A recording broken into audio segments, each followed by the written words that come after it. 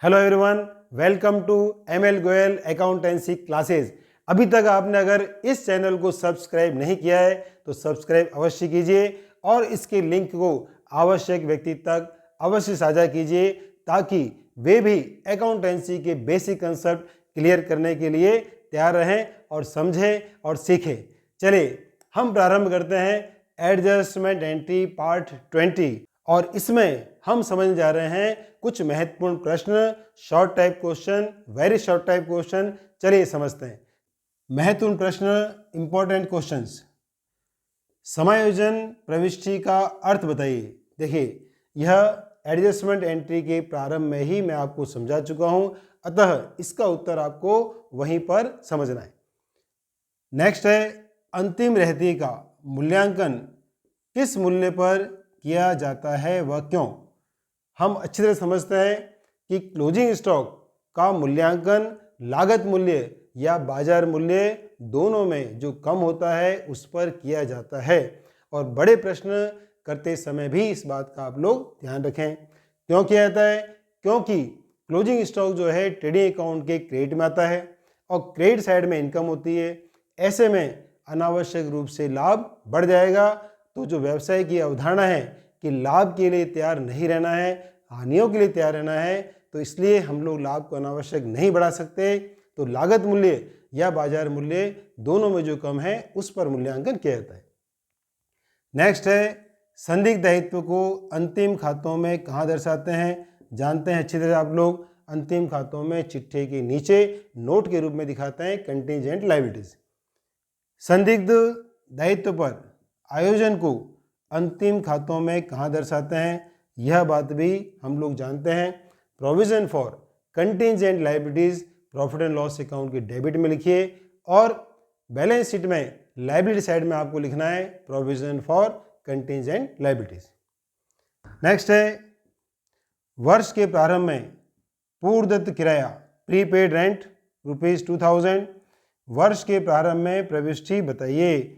यह आपको अच्छी तरह समझना है कि prepaid expenses, outstanding expenses, accrued income, unearn income, इन चारों की वर्ष के प्रारंभ में अगर शेष है तो विपरीत प्रविष्टि करनी है।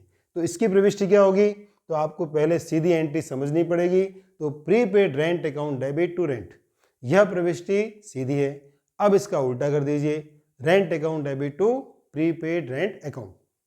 नेक्स्ट है, मैनेजर को कमीशन घटाने के पश्चात के लाभ पर 10% कमीशन दिए है। लाभ है आपके 55,000 और कमीशन ज्ञात करना है। आपको इसका फॉर्मूला ध्यान होना चाहिए, 55,000 इंटू दर बटा 100 प्लस दर, और जो अमाउंट आएगा वह राशि होगी कमीशन। नेक्स्ट देखिए, उपार्जित आय किसे कहते हैं? इसका जो अर्थ है वह भी आपको मेरे एपिसोड के अंदर मिलेगा। आदित्य वेतन ₹1100 का शेष तलपट में लिखा है, अंतिम खातों में कहाँ दर्शाना है? देखिए, जब ट्रायल बैलेंस में कोई खाता आ जाता है तो इसका मतलब है इसकी एंट्री हो चुकी है। तो आउटस्टैंडिंग की प्रविष्टि हो गई है। प्रविष्टि होने का मतलब यह है कि अंतिम खातों में बैलेंस शीट के अलावा ट्रेडिंग या P&L में ऐड लेस हो चुका है। अब इसको केवल आपको आउटस्टैंडिंग सैलरी लायबिलिटी साइड में दर्शानी है और भी कहीं नहीं दर्शानी है। तो ये जो पॉइंट है इसके सिमिलर पॉइंट है prepaid expenses, unearned income, accrued income. तो ये भी अगर तलपट में आपको दिए हैं तो केवल बैलेंस शीट में ही दर्शाएंगे, P&L में या ट्रेडिंग अकाउंट में नहीं दर्शाएंगे। नेक्स्ट पॉइंट है, अनुपार्जित आय खाते की प्रकृति बताइए। देखिए, यह व्यक्तिगत खाता है, केवल यह नहीं, prepaid expenses, outstanding expenses, accrued income, ये सभी की जो प्रकृति है वह है पर्सनल अकाउंट। नेक्स्ट है, 1 जुलाई 2022 को एक वर्ष का कमीशन ₹2000 प्राप्त हुआ, वर्ष 31/3/23 को समाप्त हुआ। समझिए इस बिंदु को, 1 जुलाई 2022 से 30 जून 2023 तक का कमीशन प्राप्त हुआ है। अब ये साल भर का है, तो इसमें 1 अप्रैल 2023 से 30 जून 2023 तक जो कमीशन है वह एडवांस है और कहलाएगा अनअर्न कमीशन।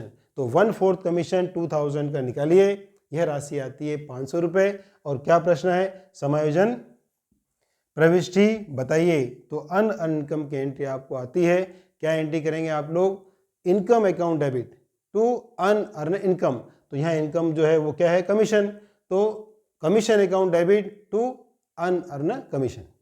नेक्स्ट है वर्ष 2022-23 में मजदूरी चुकाई कितने रुपए, 6000। आदित्य मजदूरी का प्रारंभिक शेष 1000 रुपये और अंतिम शेष कितना है, 1500 रुपये। व्यापार खाते में मजदूरी की राशि बताइए। तो यह आपको एड और लेस जानकारी है। देखिए मजदूरी हमने चुकाई कितनी, 6000।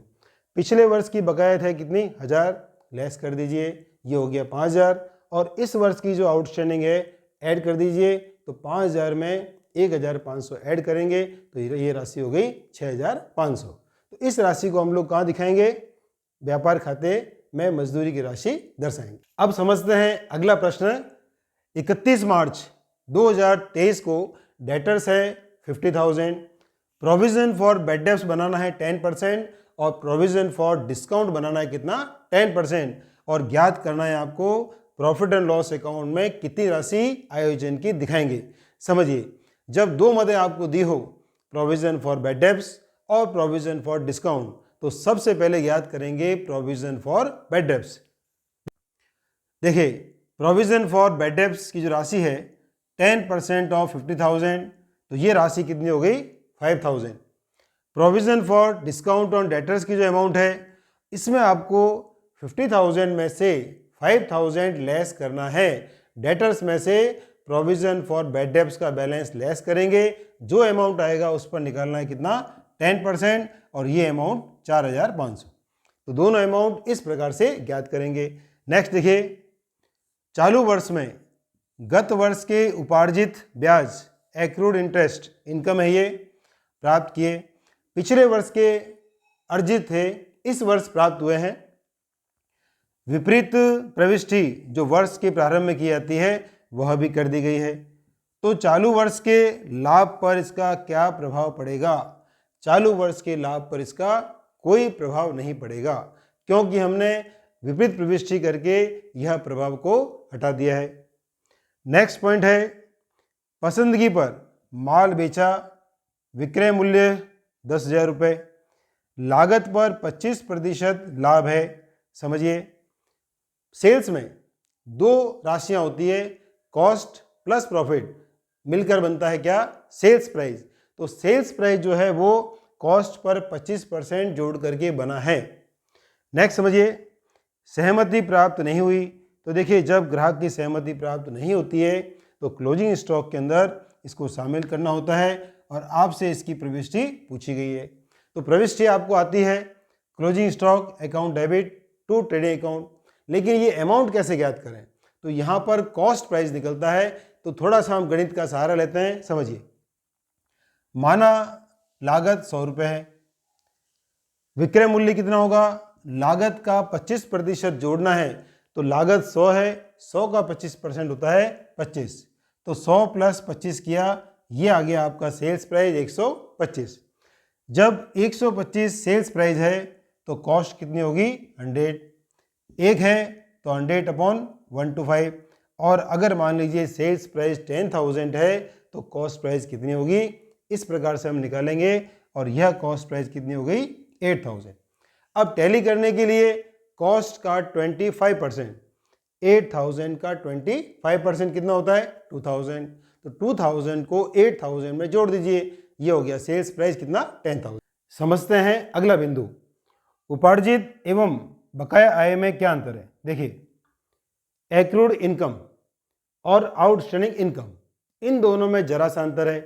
दोनों ही इनकम इस वर्ष अर्जित हो जाती है, लेकिन एक्रूड इनकम जो है उसको प्राप्त होने की तिथि इस वर्ष नहीं है, जबकि आउटस्टैंडिंग जो इनकम है उसके प्राप्त होने की तिथि इसी वर्ष है।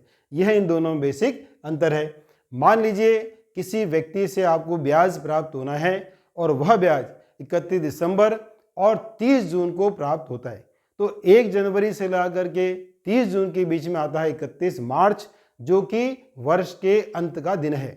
तो 1 जनवरी से 31 मार्च तक का ब्याज अर्जित तो कर लिया है, लेकिन प्राप्त होने की तिथि नहीं आई है। यह तिथि होती है 30 जून, तो यह कहलाता है accrued interest.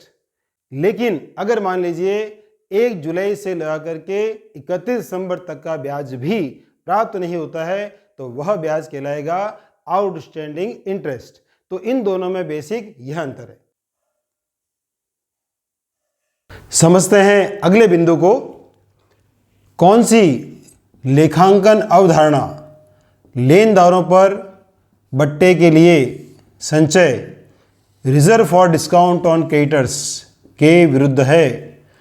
Reserve for discount on creditors का मतलब यह है कि लाभ के लिए संचय बनाया जाए।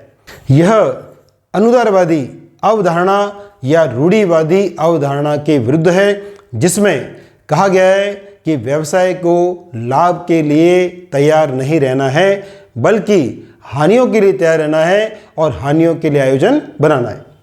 नेक्स्ट पॉइंट है परस्पर ऋण किसे कहते हैं? एक व्यक्ति हमारी पुस्तकों में डेटर्स भी है और वही व्यक्ति हमारी पुस्तकों में क्रेडिटर्स भी है, तो इसे कहते हैं परस्पर ऋण।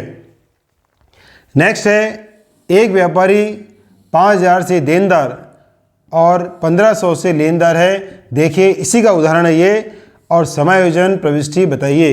देखिए यह व्यवसायी 5000 रुपीज़ से डेटर्स है और 1500 से क्रेडिटर्स है। तो करना हमें क्या है कि जो कम राशि है वो ट्रांसफ़र कर देनी है, और इसकी जो प्रविष्टि है वह एक ही होती है, और वह प्रविष्टि बनती है creditors account debit to debtors account, और अमाउंट आपको लिखना है कम राशि वाला। तो ये जो अकाउंट है क्रेडिटर्स का, ये बंद हो जाएगा, डेटर्स में ट्रांसफर हो जाएगा, तो इसे हम कहते हैं म्यूचुअल डेब्ट्स। नेक्स्ट है तलपट में सैलरी फॉर 10 मंथ्स ₹10,000 लिखा है। देखिए कई बार ट्रायल बैलेंस में आपको लिखी मिलेगी राशि, लिखा है सैलरी, ब्रैकेट में लिखा है फॉर 10 मंथ और राशि लिखी है 10,000। तो इसका मतलब ये हुआ कि 1 महीने के 1000, जबकि वित्तीय वर्ष में होते हैं कितने? 12 महीने। तो 2000 रुपये 2 महीने का अभी तक बकाया है। आउटस्टैंडिंग की प्रविष्टि कीजिए, salary account debit to outstanding salary 2000 rupees. तो इस बात को विशेष रूप से समझना है। नेक्स्ट देखिए अच्छे देनदार क्या है?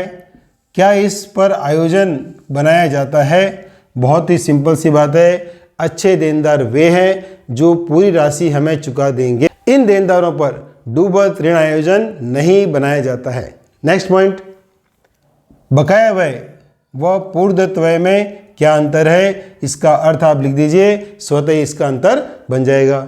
नेक्स्ट है लेखांकन की किस अवधारणा की पालना में समायोजन प्रविष्टियां एडजस्टमेंट एंट्रीज की जाती है? तो यह की जाती है आय व व्यय के मिलान की अवधारणा। जिस वर्ष से संबंधित आय है उसका व्यय भी उसी वर्ष के वित्तीय वर्ष में आना चाहिए और लाभ हानि पर उसका प्रभाव दिखाना आवश्यक है। नेक्स्ट पॉइंट है माल का अन्य कार्यों में उपयोग या माल की असामान्य हानि होने पर किस खाते को क्रेडिट करते हैं? अच्छी तरह से आप जानते हैं जब माल की हानि होती है, चाहे चोरी हो जाए, दान में दिया जाए, अन्य हानि हो जाए, हम परचेज अकाउंट को क्रेडिट करते हैं। नेक्स्ट क्वेश्चन है provision for discount on debtors 1500 रुपये है। डिस्काउंट अलाउड दिया हुआ है आपको 600 रुपये।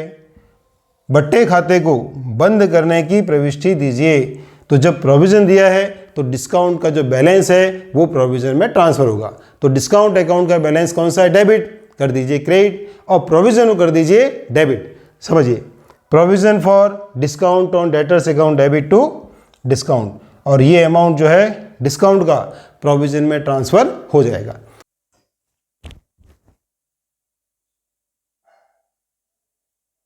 इस एपिसोड में हमने बहुत सारे महत्वपूर्ण प्रश्न देखे। आप लोगों ने अच्छे से इसे समझा होगा। एक बार रिवाइंड करके एक एक प्रश्न को अच्छे से समझिए। अगला जो एपिसोड है वह होगा एडजस्टमेंट एंट्री पार्ट 21, और यह लास्ट एपिसोड होगा। तो आप लोग अच्छे से समझिए, इसको इंतज़ार कीजिए। तब तक मैं हाजिर होता हूँ अगले एपिसोड के साथ में, और पढ़ते रहिए मेरे साथ में अकाउंटेंसी